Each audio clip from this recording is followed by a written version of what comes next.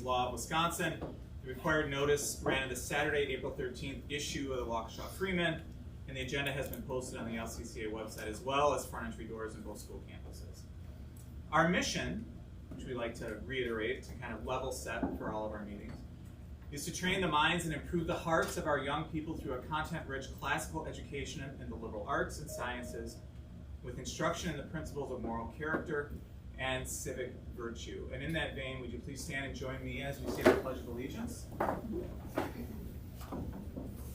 I pledge allegiance to the flag of the United States of America and to the republic for which it stands, one nation, under God, indivisible, with liberty and justice for all. Okay, we're going to move to tonight's meeting agenda. Does anybody want to move to approve tonight's agenda?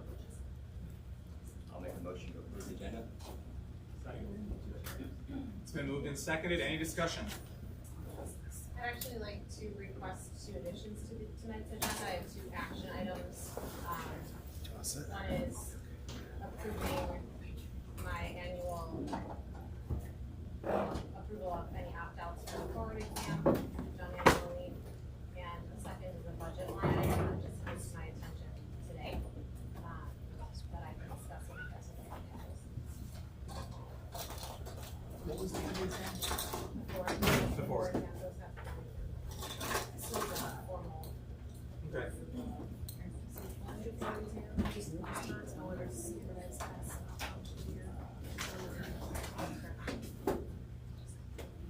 Okay, any other discussion?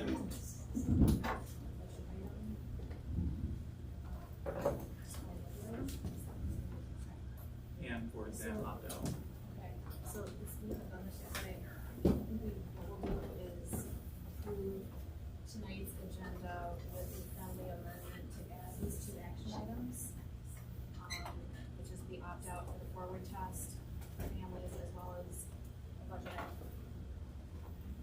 Motion. So the motion is with those 2 added provisions to adopt tonight's meeting agenda. All in favor? Aye. Aye. All opposed? Did I hear a name? No. The ayes have it. Thank you very much. Okay, section 2 of our meeting tonight is Citizens Forum. Every monthly open board meeting will provide a section entitled Citizens Forum. The agenda topic provides an opportunity for stakeholders of the school to offer views on any topic. Comments will be limited to 3 minutes per individual. Comments offered under this section will not be responded to by the board in open session, nor be subject to board discussion or debate. The board president at his discretion may respond later to those who provide public comment. Stakeholders wishing to make a comment must have completed a form, which some have, and submitted to the board secretary prior to the beginning of the board meeting.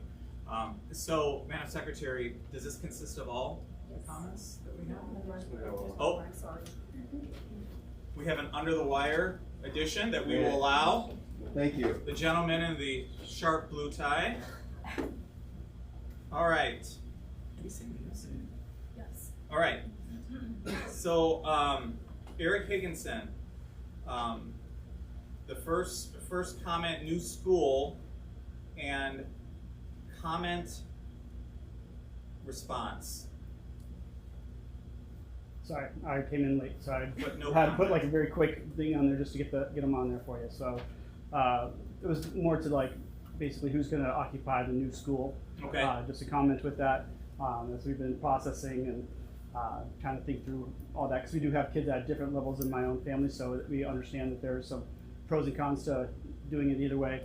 Just a thought that we had come up with. I'm sure that you guys have also thought through, but just in case, that if you did a grade 6 through 12, which would be a traditional middle school and high school, and putting them into the new school first, you would utilize the new school for kids who obviously need new equipment and need larger classrooms and larger lockers, things like that.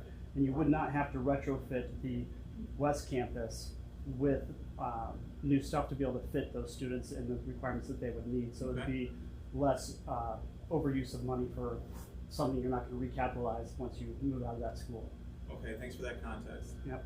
And then the second one is Are the comments made at the board meetings considered to be also addressed to the school administration, since Mrs. Danu is present? And what is the policy regarding follow-up to the citizens forum questions by the governing body that it is addressed to, or considered to? So the head principal is part of the meeting, therefore, of course, is overhearing this feedback and taking that under consideration, as she always does. And the board's doing the same. I mentioned in my preamble here that the board president, in this case me, might decide to reach out to parents individually as situations warrant. What am I missing, board? And that's it. Okay, so it is considered officially heard by both parties, not to just the board, since this is really a Of board course, meeting. yes. Okay. The head principal is an active participant in the board meeting and therefore is part of who's being addressed. Okay, great, thank you. All right, Aubrey, am I reading this right? Yeah. Sorry, Aubrey? No, I also was scribbling as I ran in here late. So what happens to public comments, which I think Yeah. we kind of Great covered minds. off on. Yeah, right? So I know that we're being heard, but I would love to hear, does the board have discussion outside of the board meeting on some of these topics? Yes, of course we do. Okay, And, oh, no responding Sorry. at all? This is just a little side note, because Tom's new at being the chair. With the board policy, we're gonna get to this later in the meeting, but we follow, actually Robert's Rules of Law, or order. And for our meetings, and so during public comment, we don't respond to comments because we have to keep the meetings going. It's a meeting of the board, which anyone's welcome to attend and listen, but we don't go back and forth in comments, because they can go on and on and on, and really don't get our business done. Thank you. So that's why it's not that we don't wanna respond, but that's just to explain why during the meeting. But we do have the public comment policy in board docs, if anyone wants to take a look at that for more information. We will go into this further in the agenda when we address, our board development. So, point of order on this. Mhm. So if comments are abridged or not understandable, how does the board handle that? Is it an individual follow-up after the fact? Yeah, I mean, you can just read whatever they have on there, they can address it, and then we don't respond, but Okay, if you got it. feel that requires, or if you wanna follow up, then it's up to you. Got it. Okay. Okay. and I understand why you wouldn't wanna have a back and forth, that could go on all night, but I would like to hear that there is some follow-up. Because I did speak 2 months ago and never heard a word afterwards. So I don't know if I'm actually being heard, what your thoughts are on that. So I guess I would like to hear what the flow of that conversation is Okay. after public comments. Understood. Thank you. Okay. All right, Rihanna. I had Oh, two sorry. other things on that. I'm here to show support for prioritizing the movement of older kids versus younger kids, if needed, to the new building. And then I would also like to hear who is in charge of making that decision. Is it just the administration that will decide? Is it the board? Is it a collaborative effort as to who will make that decision? Okay. All right, thanks. Rihanna Wanzer, thank you. Looking at the parent survey results, I'd like to suggest using the same company if possible to conduct exit interview surveys for families who've left or are leaving at the end of the school year. Also agreeing on prioritizing upper school for phase campus planning. Thank you. Okay. Just one thing on that, I agree with Eric for the reasons why, and then also just hearing the amount of families that are leaving and not knowing why they're leaving, having a sixth grader come up into this school, it doesn't feel very stable. Okay. Tanya Fruling, one campus plan. I'm very nervous, so hopefully I won't make it. Oh, this is a friendly, this is a friendly board, I assure you. Okay, I'm Tanya Froman. I would like to share my thoughts about the future of the LCCA One Campus. I currently have a son who's in 8th grade, and he has been here from the inaugural year of 2021. We are very excited for this type of school to be an option, and in these almost completed 3 years, we've weathered many of the ups and downs and the growing pains. We've listened and we've really excitement of the opportunities and the frustration of lack of opportunities from parents and friends regarding academics and extracurricular activities. We understand that with growth, there needs to be patience and perseverance. And we recognize everyone has a different level of patience and expectations. After all, we all are human. I felt like addressing the board and Mrs. Danu because there's a lot of ground to cover with people in finances and marketing and consulting, and that I just wanted to share these things. So regarding the quest for the one campus location, I would like to share and reflect, I think, some of what a lot of other parents are anticipation of all things new. Of course, everyone would like to have all the students K through 12 move in at one time. But I also appreciate the financial responsibility attached to such an endeavor. I am trying to win the Powerball and Mega Ball for you all a little bit to share, but I haven't hit it yet, so I am there though. However, when I heard the possibility of the new campus being built in 2 phases, I initially understood the need for such an approach. But after the family survey results, I saw there is a much bigger elephant in the room. I began to question the decisions in area. My opinion is I don't agree with phase 1 being for K through 8 grades to move in first and then renovating East Campus into the high school for a few reasons. Some are small and some are deeper or heavy hitter items per se. I hope to have some of these answers shared with myself and the parent community as we approach the possibility of the new school ahead. Communication is key. First is financially. I question why would LCCA spend money on East Campus to renovate it to a functioning high school when it already functions as an elementary school? What did that money spent on renovating the East Campus be used on the new campus, or at least investing it a bit longer for phase 2? Second is East Campus is already an elementary school. It has a playground. My question is the gym what the high school needs for basketball practices and other activities? If it becomes a high school, and this may be not a big deal, but is there enough place for staff and students to park? There's not like neighborhood parking and things like that like there is over here. Will the high school students have to be driving to the one campus location for practice or activities, or would everything be over at East? Would it, being at a new campus with a real choir room and a band room for practices and rehearsals with good acoustics, be amazing for our budding musicians? Or how about art and an art studio? We have some amazing artists, and to have a true art room for elective opportunities, pottery or whatever media that might be just there that we can't have in limited space. Will all that to be renovated into East Campus for our high school students?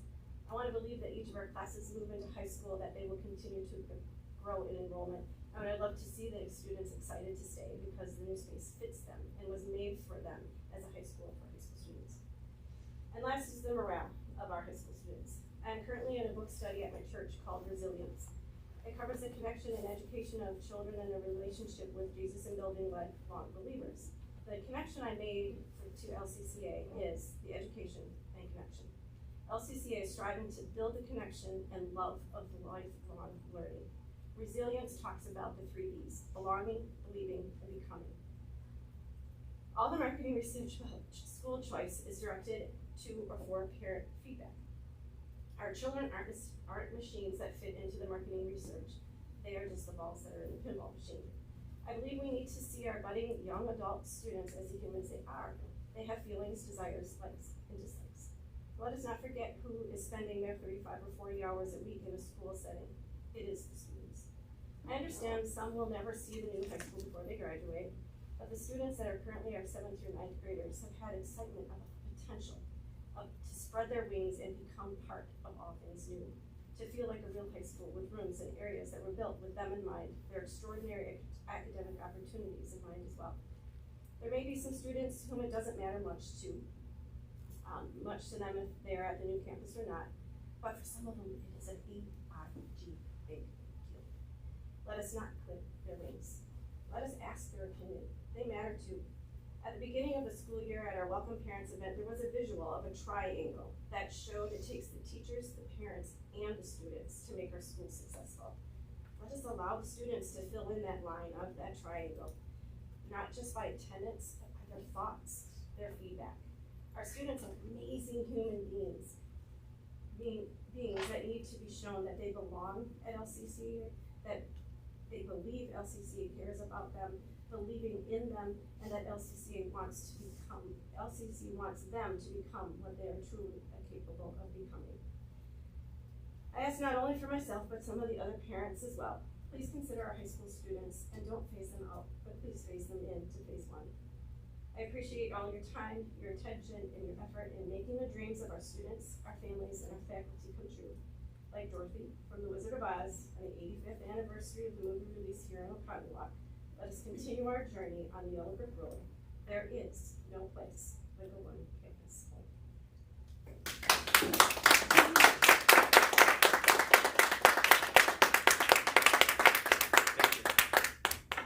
Cindy Galvin. Hi. I have 2 words on here, communication and safety. Yes. All right, so I'll make it as brief as I possibly can. So I came in this evening to speak in regards to the lack of communication from the school. There was a very serious incident that happened on Friday in my child's classroom where another child basically told the class he wants to blow up the school. I heard nothing from the school about the incident. I did, however, hear about it from my 8-year-old who was very upset. I called and left a message for Ms. Daniel to call me before leaving for the day. However, I did not receive a call back. I'm not sure of the mix-up. I did send a follow-up email to which she responded over the weekend, and I appreciate that.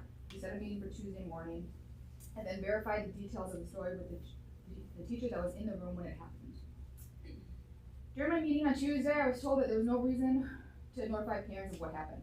Couldn't disagree more with that. The reason we're at the school is not only for the virtues that are taught in the classical learning, but it's because the parents are supposed to know what's best for our children. We're trusting you with them on a daily basis, and place faith that you will communicate openly with us. It's not happening, and it's been a pattern now for quite some time.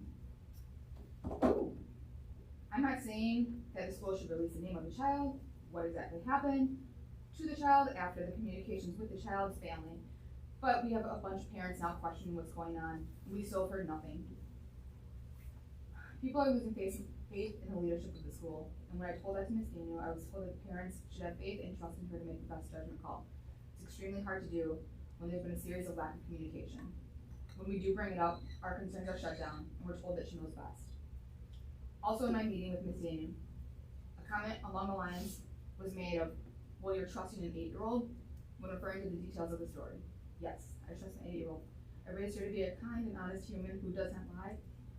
I sent her to a school that's virtue-based, and LCCA promotes a triangle approach, with the child at the top and the parent in the school in line to make the communication happen.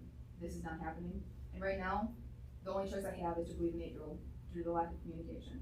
That being said, I'm trusting that the board will take this matter very seriously, and changes on communication are put in place immediately. Thank you for your time. Okay. Jessica Schultz. Hi there. Hi, Jessica Schultz. My husband and I have a 7th grader, 9th grader. This is our 2nd full year at LCCA. And I'm the treasurer of the Legacy Committee. I also worked with Lori Carty in the business office last year part-time.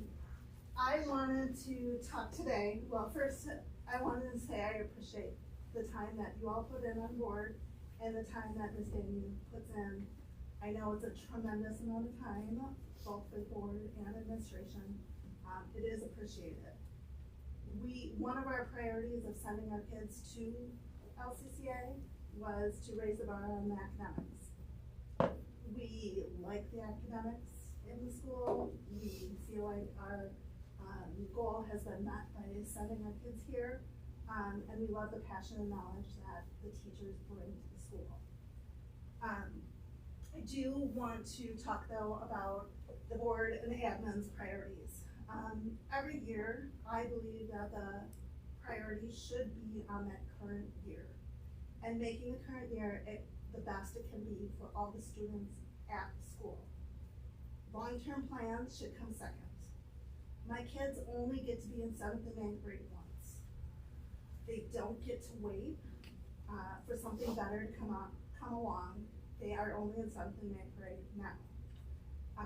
If there are issues and concerns that you're hearing from parents, and it's not related to facilities, building a new K-12 school is not going to alleviate those issues and concerns. focus on the current issues first. Those current issues were brought up during the survey. They may be brought up here. They should be attended to before all of the time is put into the K-12 school. Make that our priority. Donations, fundraising efforts should be utilized shortly after they're raised, so students should receive those benefits within that year. Hear us, see us, that we're all here. Parents are here. Each and every year we have a choice of where we're gonna send our kids to school. Every year matters to us. Every year, LCCA needs to be so beneficial that I'm gonna choose to send my kids back the next year. That the benefits outweigh those issues and concerns that we have of attending a new school. So let's work together, the board, admin, parents, teachers, students, and ensure that these benefits outweigh all the issues and concerns. And then I think the last one I have is Tracy, is it Zendel? Zundel. Sorry, Zundel. rhymes with bundle. Thank Starts you. with C. First of all, thank you. Thanks for having these meetings. Thanks for having us here. We really appreciate it. I'm not going to speak on the campuses. We had an issue with communication that kind of resonates with some of the comments that were made. We were made aware by our 7th grader that there was a curriculum change and that she was no longer enrolled in one class and was enrolled in another. There was no notification to the parents about the change. There was no curriculum provided. We still have not received a curriculum. So we don't know what is going on there. We can assume, we can have good intent, we can assume the best, that's fine, but we ought to know as parents when there are changes made. There were some additional, more sensitive elements to that change, which we emailed the board and Ms. Danu about. We did hear back from Ms. Danu. This is a great forum, we appreciate it. We have, when there are concerns to raise, when there's sensitive issues to raise, this probably isn't the best forum. So I just want to make sure that the board was made aware of the things that we were emailed, or that we emailed them, because we don't want to bring them up publicly, but we do want to make sure that the board is communicated with. So when things are emailed to the board, is the board made aware? Because we received no response from the board. We did hear back from Ms. Danu, which we really appreciate, and we're going to meet with her tomorrow. I had hoped you'd make an exception and respond to that, but I understand that you cannot. I think overall, what we're trying to, the sense we have is that this is a fantastic school. It has a lot going on. We are impressed and grateful with the education that our kids are receiving. We don't always feel like we have a sense of what the school's goals are, or that they always align with ours, and I think that's okay. But we're hoping that communication can improve so that we can better feel aligned with the things that the board's doing, the things the administration's doing, and that we can have really what we want is we want to support you guys. We want to support the administration. We have an extremely talented bunch of people, but that's hard when I feel in the dark. And so, again, we really appreciate everything you guys do. We love the school. We are grateful to be here. We've got 4 kids enrolled, and we're excited for the future. Thank you. Okay. So with that, we will move to tonight's consent agenda, which is a series of reports and items that appear regularly. Each of our board meetings can be approved as a whole. So that's what we're going to do now.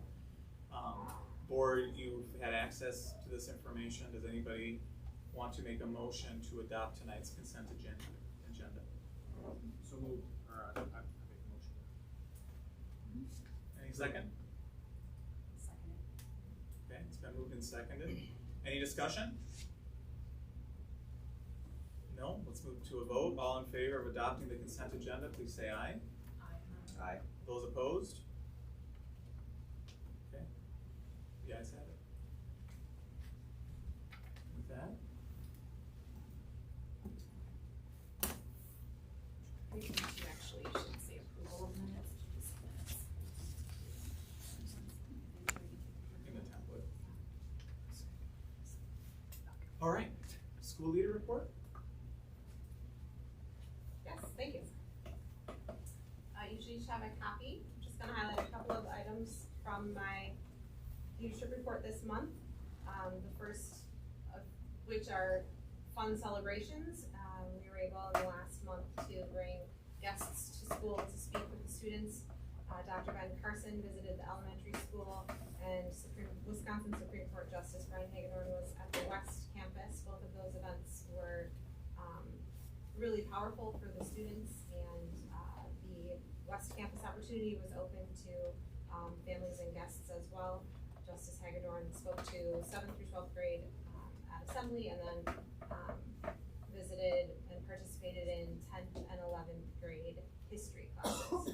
So we were really thrilled to be able to provide those opportunities to the students. I'm going to skip ahead then to page 4 with some updates to enrollment information per the board calendar. The running total as of April 10th, as far as applications for the 24-25 school year, is 272. I peeked today, just that I have the time, it's at 276 as of today. And the wait list for next school year, when I submitted my report, was 145. Today it's at 151. And per board calendar, 80% of 8th grade students are verified to return at this time for the 24-25 school year as 9th grade students. The other update to be aware of moving into faculty and staff is that 94% of current employees have signed agreements to return next school year. We're very pleased with that statistic.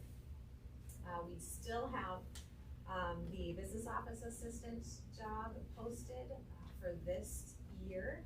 We did rename it, so you can see I struck that and renamed it to repost it and maybe freshen up who might see and be interested in that position, as we hope to get someone in to our business office sooner rather than later. All of our other open positions for the upcoming school year remain posted on our website. We can, and indeed, we are interviewing and hiring as we speak, and hope to have those positions filled and wrapped up by mid to late June if possible. We'll see. We're on a good trend toward that. In the financial report, some of the business office highlights I have to share are that we did receive approval from the DPI as to our WISE staff report. We finalized and sent all employee contracts on March 22nd before spring break, and have received, as I said, 94% committed to return. We did initiate and confirm the change of the healthcare provider that I mentioned last night, and that is becoming effective, and we've enrolled and begun that change for employees. We're continuing some budget work, and we'll have updates and with some adjustments to be presented in June when we revisit the budget for next year at that time. Looking at the income statement, you'll notice that the revenue, we have some user fees that we've received for returning as well as new students for next school year.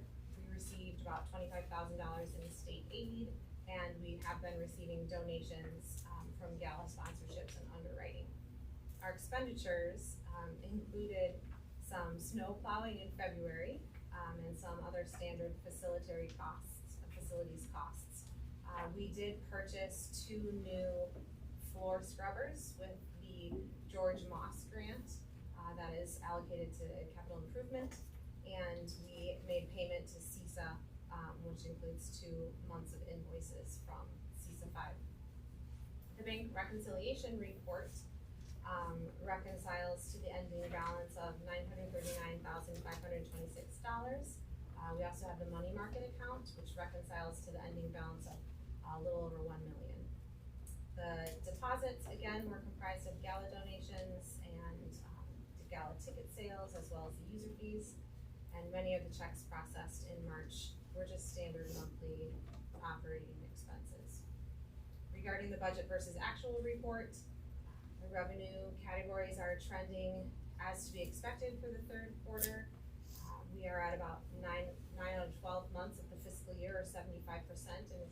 trending lower than anticipated in salaries. And this is due to the number of employees on that payroll frequency payment of 24 pay periods. And also because of that position that we've renamed and reposted and not being filled in the business office. You'll notice that the construction services is over budget, the budgeted amount due to some of the one campus expenditures we've made. And I just wanted to point out that the district multiple coverage is trending higher than budget due to the increase in workers' compensation with costs after the first audit. And this actually brings me to that action item that I mentioned, the budget. We are, based on the audit and the information received, the increase is greater than the $5,000 that the accounting policy allows me to determine on my own. And so I'm bringing that to the board. This information just came to the business office in the last, since after I submitted my report.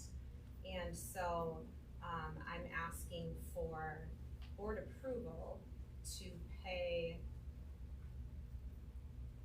an additional almost $15,000 over what we had budgeted in that line item. And I'm just gonna say, Ms. Kari, if there's any other additional information you want to share in regard to that, I'm calling you to speak now. Yes, it includes, the rate increase, which I wouldn't, we wouldn't know of at the time of budgeting, and that happened in February. And then also, it includes the additional insurance on the new, UB at the elementary Additional school. 4 classrooms. And then some increase in some coverage that we needed for, the authorizer. So it's multiple factors involved in this increase. And the audit premium was over $1,000 difference from last year's when we went through the workman's comp audit. And it has to do with our increase of employees in some of the positions. So I don't know if I call for that action now, or do I wait for action items later? Okay, so there's the background information, for y'all when I get to the point of asking for your vote on that point.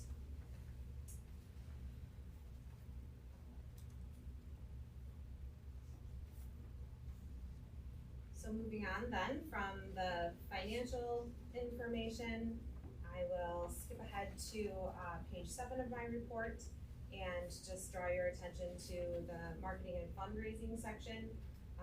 It's just sort of fun and exciting to note that the visits by Dr. Ben Carson and Justice Hagedorn were socialized, and I screenshotted for you the Facebook analytics. It really increased our popularity, if you will, on that site, and got us some additional publicity, if you will, in a positive way. I also wanted to highlight that this first LCCA quarterly ledger went out, and we created that in-house. Our new marketing and communications manager took that over, created that, and published that to 1,150 subscribers with a bit of a new look and feel that we're really excited and pleased with. And then the last thing to note is just that we are in full swing for gala preparations with approximately $108,000 secured in sponsorships and underwritings, and the procurement team working to bring in lots of great items for the silent and the live auction. And that concludes my leadership report. Margaret, that wasn't posted again, just a heads up.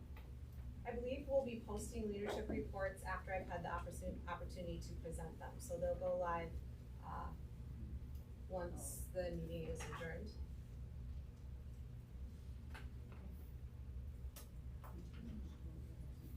So what's on the table now is the request for approval for the $15,000 spend. Well, treasurer's report, I think, is next. Yeah, And then do we do questions first? Yeah, no, go ahead. Yeah, so in regards to the 80% of 8th graders who are returning, so has anyone from the administration reached out to those 20% who say they're not returning to ascertain why they're not coming back, just so we don't make assumptions? all of any students who choose not to commit to returning the survey that goes in January receive a follow-up email with a survey opportunity happy to communicate the reasons for their departure. I have not pulled that information yet, but the survey goes in a follow-up communication from our registrar office. Would we be able to see that at some point? At this time, I don't have, I mean, when it's done? I think that might be possible. Thank you. I have a question about the 108,000 secured, which is awesome. Do you have a sense of how that compares year over year at this time? I'm gonna let Christina answer that. As far as Gallup, Like where we were we at 108 or less or more last year? Right about the same. Okay, so we're tracking. Just wanna also commend the 94% retention of the staff. I think that's remarkable in the private sector. Any idea how we compare to peer, Hillsdale Academy schools or even other, classical academy schools, or what the public school retention rate is? Because in the private sector, that'd be a remarkable number, just kind of idea. Any thoughts? I think we in the past have touched on some benchmarking as that relates to faculty and staff retention, and I would need to go back to my notes to confirm that I'm recalling correctly, but I believe it's anything from above 70% is considered strong retention. But I can get back to you once I'm sure I'm recalling that accurately. Any other questions for Margaret at this time? All right. When we get to the point of approving the action item, I think we're gonna have a more clear motion on the specifics of that. Just as a I agree. technical point. I agree.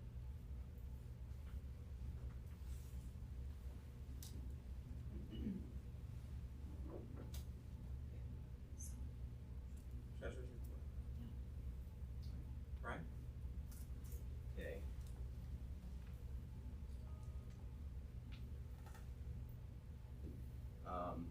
Cash on hand and equivalents at the end of March was a tick over 2.6 million. That includes what's in the operating account plus the money market and the Edward Jones account. Compared to last year this time, we're up about 1.4 million. So we've been seeing that trend pretty consistently over the course of this year.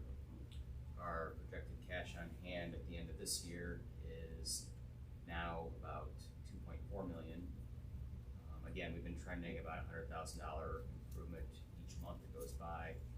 That's largely driven by expenses trending below budget. We're running about 24% below budget on expenses. So every month that goes by, it's another $100,000 we're saving actual budget. Overall liquidity going into the next school year, this is something that has been improving substantially over the last couple of years, thanks to the generosity of everybody. The 2.4 million represents about 115 days cash on hand. 2 months ago, when I reported on this, we were looking at 105 days cash on hand.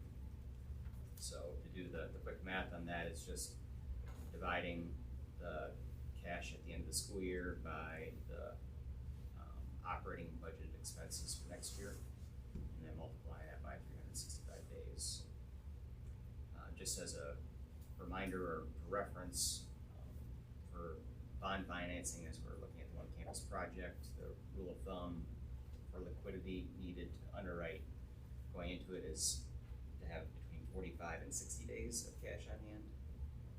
So if we were to maintain 60 days of cash on hand for next year, that would be 1.2 million. So we'll be about 1.2 million ahead of that for what would be considered a solid credit risk. Compared to where we were coming into this year, we're about a 30% improvement. We were 87 days cash in hand coming out of the school year, and coming out of the first year into year 2, we're 30 days. So overall liquidity of the school is healthy. Brian, can you provide some context of what that looked like from a year ago? How many days of cash on hand? How's that grown, and what's it look like for the future? While we're At this time, right now, we're about $1.4 million more physically on hand. In terms of liquidity, we were 87 days cash on hand at the end of last year. So if we're at 115 days, if things all shake out for the next 3 months, we would be about a 32% improvement from the year prior.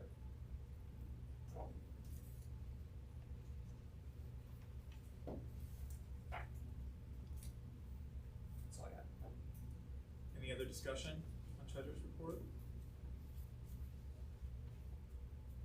Overall, it sounds positive, like we're definitely, our trajectory is going in the right direction. Yes. All right. I don't think there's any other business on the consent agenda, so is it appropriate now to return to Margaret's request? Actually go to discussion items first and then we'll move into the action items. Oh. And I'm gonna add a section. Oh, switching it up. All right, on discussion items. So, one campus project update. Yes, thank you. We are looking forward to attending the Village of Summit Plan Commission meeting tomorrow night beginning at 5:30. We're pleased that our public relations consultant has a very positive report to share on our behalf regarding her neighborhood survey and conversations with nearby residents. Several LCCA parents who reside near or in the village are also prepared to share comments. We have been advised that a limited number of public comments will be advantageous without being overwhelming. We continue with work on programming and construction planning. It's becoming clearer that our financial situation may not allow for affordable bond underwriting to cover the cost of the full project. It is highly likely that a phased approach is the only way to remain within our financial means. The phased approach will, or should, maximize revenue by maximizing enrollment capabilities with responsible staffing. To liken the situation to a home mortgage, often one may receive pre-approval for an amount that is far more than one can afford to pay off in monthly payments. The same is true for LCCA. We can only accept a bond offering that we can afford to pay off over the next 30 years.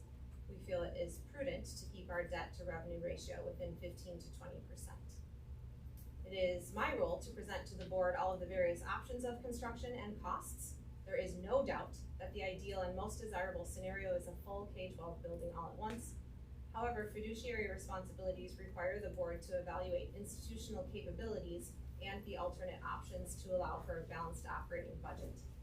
The board will continue to evaluate the variety of options and determine the fiduciary direction for the school as a whole and the direction on how we proceed with this one campus project. There is more information to determine and finalize before such a decision can be made, and the board and I are working diligently toward this end. I've recently hired a director of advancement and donor relations who will partner with the board and begin strategizing a campaign either to subsidize phase 1 or begin raising funds for phase 2. We are also looking forward to making an ask at the gala toward our one building project, and the continued generosity of our community is imperative to our one campus project. That concludes my update. Any questions or discussion?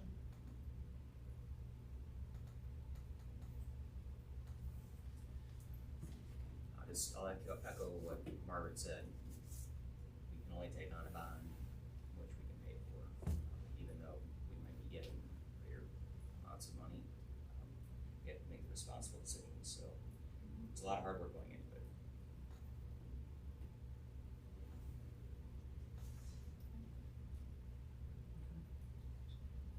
No. So now we're gonna go back to the school year reports and the $15,000 request you made. I have a question. What, and you might have said this when you opened with this, but what is the line item called? What is the descriptor for that?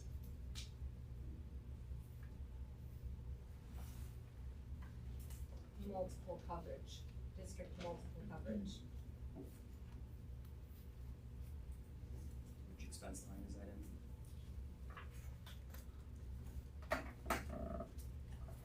Is that the insurance? It is 715. Or account code 715, if you're looking at the income statement.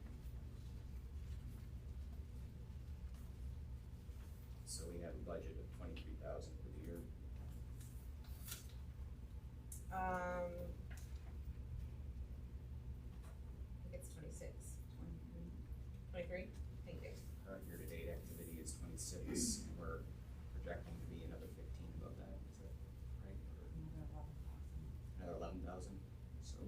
A total of 115. Okay, so 15 for the year. I see. So do we wanna call this, permission to pay additional funding for some type of insurance, what do we wanna call that? Yeah, that's fine. Like is it like employee and Coverage implies insurance. just insurance, Yeah, just like? multiple, yeah, district multiple coverage. Is there a It's just most coverage insurance. is there a specific bill that needs to be paid right now, or is it just to cover for the balance of the year? We do have an invoice outstanding, Okay. for that extra 11,000.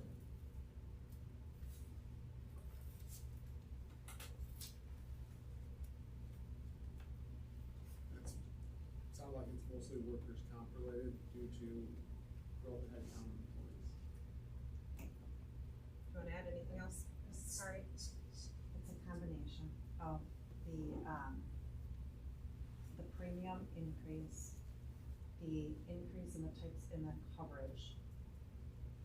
And then along with that is workman's comp, so every year we're paying more as we're adding on our staff, so you have that little piece. And then we're charged for the workman's comp audit, and that one was like over $1,000 increase from last year's. And the insurance coverage for the mobile units in upper elementary buildings. So there's many layers of, So is this a true up of last year's insurance coverages, or is it a future coverage challenge, or not challenge, but increase? So Or the- combination, or? the rates that they'll be at now will be effective through, February 10th of next year, and then there'll be a rate increase again.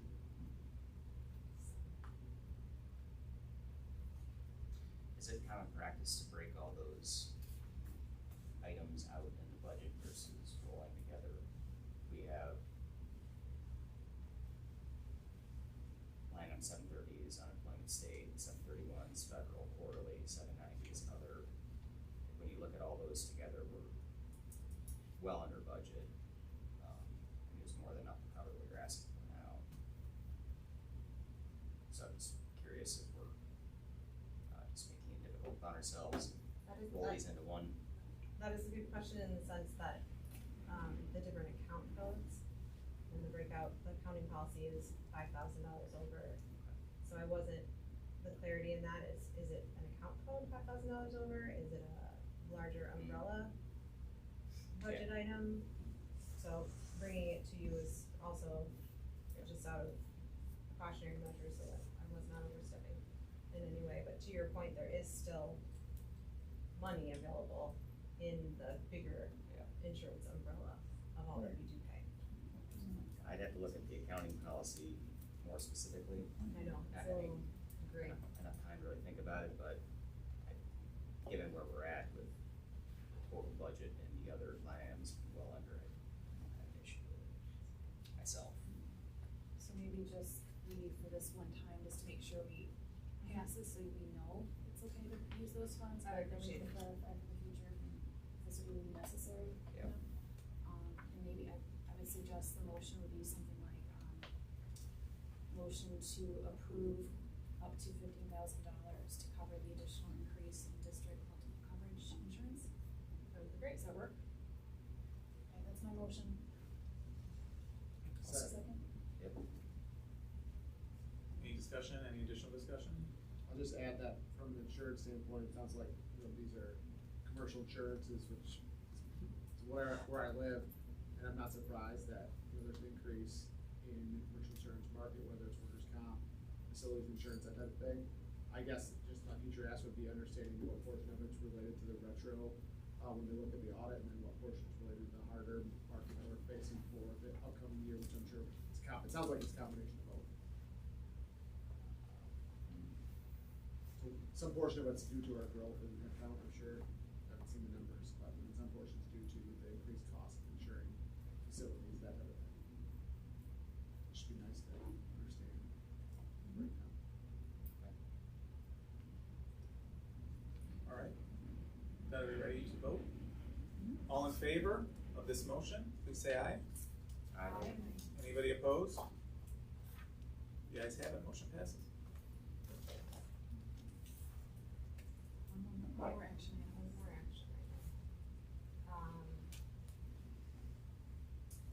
This is an annual action item that we get to each year. There was some discussion last year as to whether or not the approval would be effective moving forward, or if it should be an annual return and vote each year. In regards to the forward exam that the state requires us to administer to our students, it is given to 3rd through 8th grade, and then some tests, subject tests, are also given in 10th grade. And a parent must submit a written request for student opt-out to the principal, and per Wisconsin State Statute 118.3, if the student is in grades 4, 8, and 9 through 11th, the request must be granted. But if the student is not in the above mentioned grade levels, or the aforementioned grade levels, then the decision to grant the request is at the discretion of the school board. And I am asking that you would approve my ability to grant parents opt-out requests in those alternate grade levels. Is your plan to grant them based on the parents' request then? It is my hope to be able to recognize the parent's right to opt out and simply say thank you for communicating. Is there any funding tied to any of those testing standards? Not funding directly, but it is feeds to our Wisconsin State report card that the Department of Instruction issues. They do take into account our testing results. So it would be my hope that parents would exercise their right cautiously, but I do want to honor their request to the state. So if they decide to opt out, are they counted as testers that didn't got a 0 or? Not a 0, they're counted as untested or not tested. So they are counted as an enrolled student. So it does detract slightly from our overall statistical achievement. But it's not like it counts against us necessarily. So I would receive, if our percentage of opt-outs were too high in regards to the state's perspective, I would receive notification from the Department of Instruction and they would inquire as to why our percentage of opt-outs were so high. That has not happened yet. Have we already completed taking the forward? We're in it. We're in it now. So for those, when do the forward exams have to be finished? The testing closes the whatever next Friday is. 26th.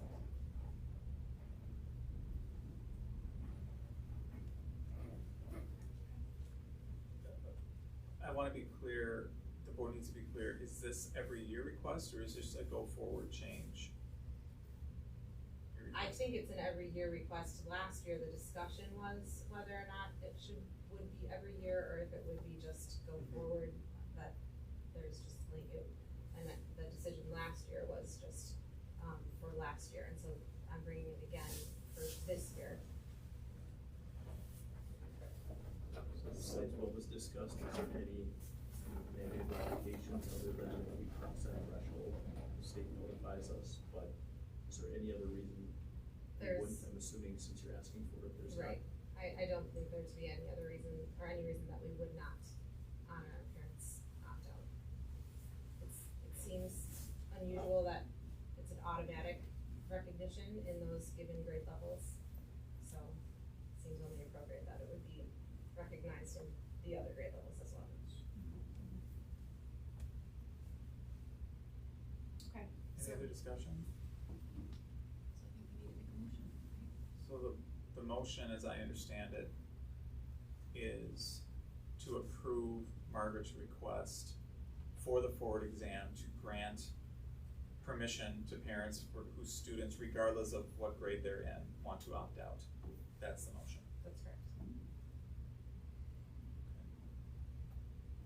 I'll second the motion. Any further discussion before we vote? Okay, move to vote. All in favor, say aye, please. Aye. Anybody opposed?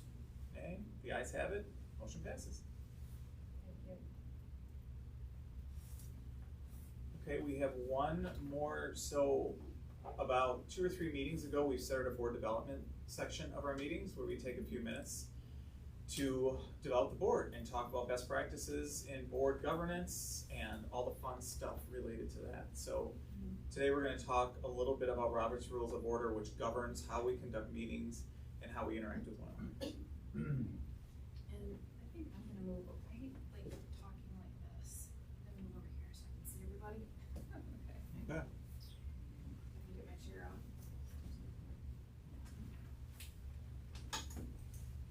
This should be a discussion, not just. Do a stand up? Yeah, I don't wanna stand. Tell some jokes. You can. I'm a fan of dad jokes. Don't get me started. Okay, so, yeah, I thought based on, there was a comment, there've been a couple questions about why we do what we do. And I thought it was just a good review, maybe for everyone, I think, just to kind of understand procedure, what we do in meetings, and, for our bylaws, we follow the Robert's Rules of Order. So, you can either read this, really fun book, or you can do a little cheat sheet, is what I shared with everyone. And we can, I would love to, I don't know if anyone had a chance to look through this before the meeting, hopefully you did, but there are a couple of things in particular that stood out to me that I wanted to mention and would love to get your thoughts or questions or any additional ones you have. So in this little guide here, it kind of goes through steps of a motion, everything, the procedure of meetings, how to handle motions, etc. Just how the meeting works, the technical parts, and how to, I'm gonna talk about references here, but Tom's is probably more clear than anyone. But 2 things in particular that I wanted to talk about were public comment, which we already really did talk about at the beginning of the meeting, but also, how we record minutes and what's included in minutes and why we do it. This is all per the Robert's Rules of Order. So, with public comment in particular, we designed our policy around the Robert's Rule of Order, where I'm just gonna read down here quickly, just for everyone's, so everyone can hear what's in here. But and I believe this is public and part of the agenda, right? It is. So everyone can see it. Require all speakers to address remarks to the chair. Require all speakers to adhere to the time limits. The chair should thank each speaker, whether positive or negative. It's best not to respond at all to public comment. However, the chair may provide brief factual information if appropriate. The chair may not, under any circumstances, enter into any back and forth exchanges with the public. Council members refrain from speaking during this portion of the meeting, and have staff ready to note input or questions from the public and provide responses at a later date. So that's sort of, the reason behind the public comment.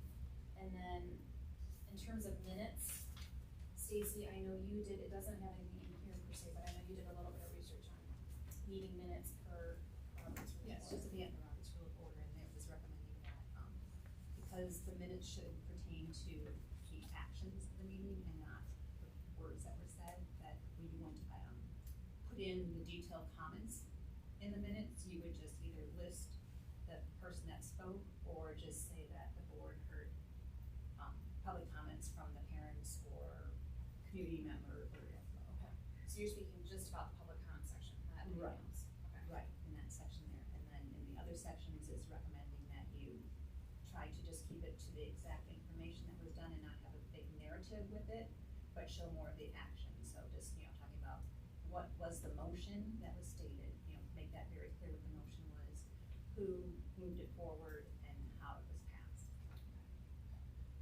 What were the reasons behind not including too much detail in public comment? And the public comment information